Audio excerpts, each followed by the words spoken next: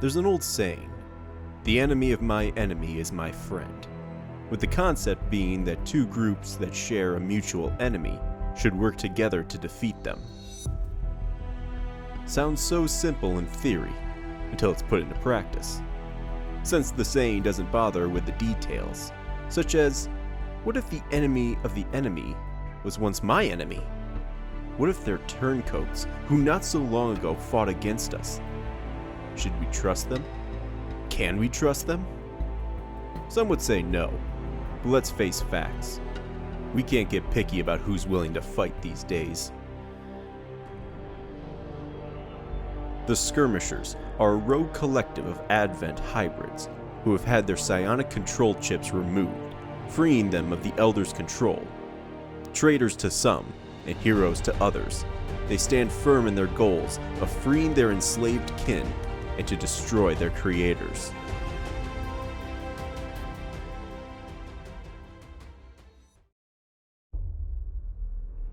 They're led by a steadfast and disciplined captain named Betos, the first freed hybrid, liberated not through having her chip removed, but instead by an anomaly. Due to a malfunction, her control chip began to degrade until finally she was free of the Advent network, freed from their domination, but disconnected from the orders she had been receiving from her birth. She was isolated with her own thoughts for the first time. Initially, she was to be executed, but considering that Advent trained the hybrids for combat, her instinct for self-preservation kicked in, and she escaped their grasp. The Elders weren't too keen on letting one of their creations run loose, so they sent their chosen assassin to hunt her down, capture her, and have her sent for reconditioning at an Advent facility, under something called the Theta Protocol. I don't think I need to tell you what happens there, though.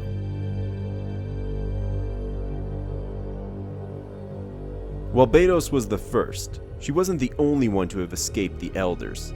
She was accompanied by Pratal Mox, one of Advent's most feared commanders. He has led several death squads that have butchered resistance cells and other human groups. Most notably, he is an infamous figure among the Reapers, who still consider him accountable for his crimes under Advent's control.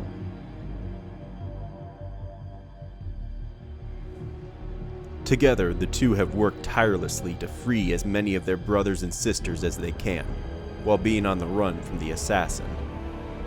It wasn't until September 7th, 2029, that they went from a nuisance to a full threat. Betos and Mox had caused multiple Advent units to break their links to the psionic network, triggering a Theta-level security dispatch. The newly freed hybrids escaped with them, and the chosen assassin was shamed by the Elders for her failure, sending her into a revenge-fueled crusade against all those who escaped the Elders' grasp.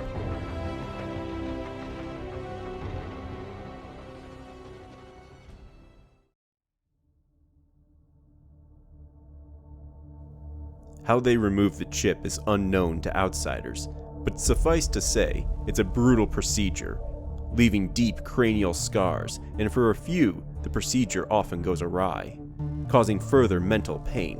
But for them, anything is worth being free of Advent's control. Most are rescued from the city centers, using the long-abandoned tunnel system found under the cities as a shelter, then making the dangerous trek to the outskirts of Advent's territory. Skirmishers are incredibly mobile, utilizing a special grapnel hook manufactured by them. Part grapnel hook, part melee weapon called the Ripjack.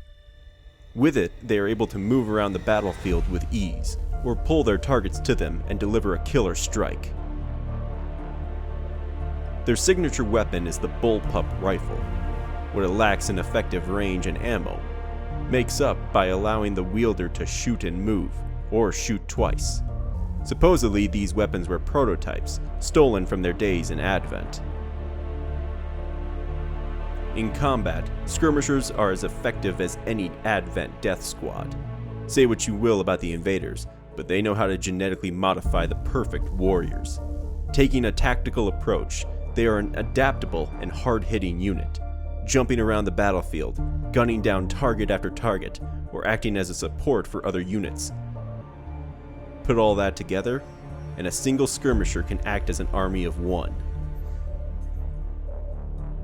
So maybe they can be trusted.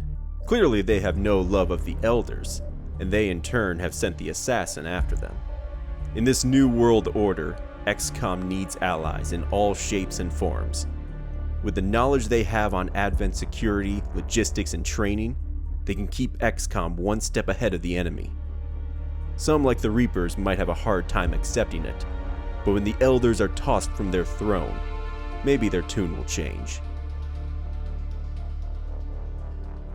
I must say, it makes you wonder, what if some of the other races the Elders command could be released as well? Is it possible that one day humanity could work alongside mutons and sectoids? Perhaps. But for now, let's focus on this war, and welcome our allies with open arms.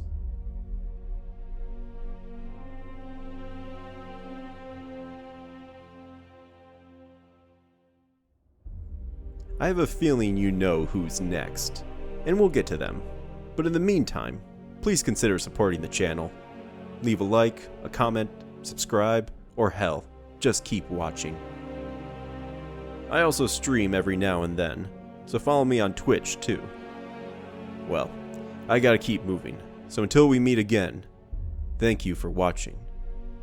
Stay tuned, and stay vigilant.